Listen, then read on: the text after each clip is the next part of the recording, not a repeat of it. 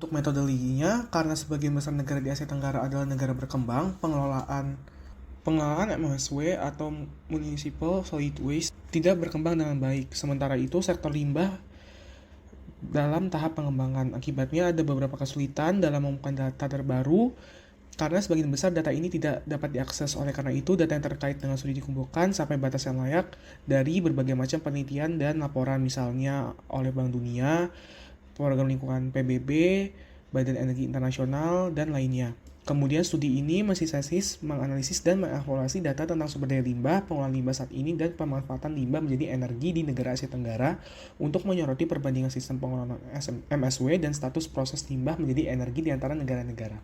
Kajian ini merinci persyaratan dan pertimbangan untuk pemilihan teknologi limbah menjadi energi, serta dimensi pengembangan teknologi tersebut.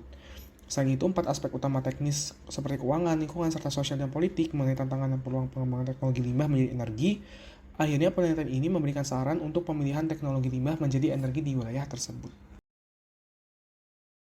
Selanjutnya adalah hasil dan pembahasan. Pengelolaan jumlah sampah kota di Asia Tenggara.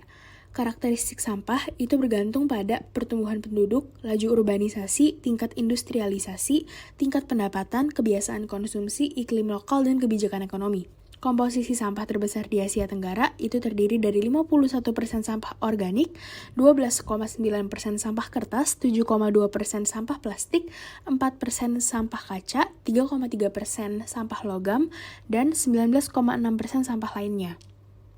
Berikut adalah grafik perbandingan komposisi sampah di negara-negara Asia Tenggara. Yang pertama ada negara Brunei Darussalam dengan jumlah penduduk paling rendah dan timbunan sampah mencapai 210.000 ton per tahun. Dengan infrastruktur pengelolaan limbah yang mahal dan luas lahan yang terbatas, negara ini mengalami kekurangan kapasitas dalam desain, implementasi, dan pemantauan kebijakan, program, dan proyek. Selanjutnya adalah Kamboja, dengan jumlah penduduk sekitar 15 juta dan timbunan sampah sekitar 1 juta ton per tahun.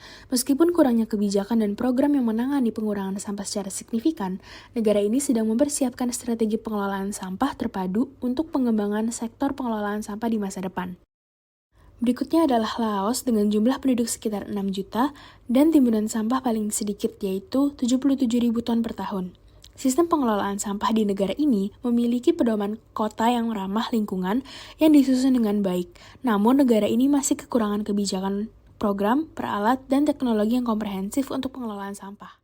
Created using Powtoon.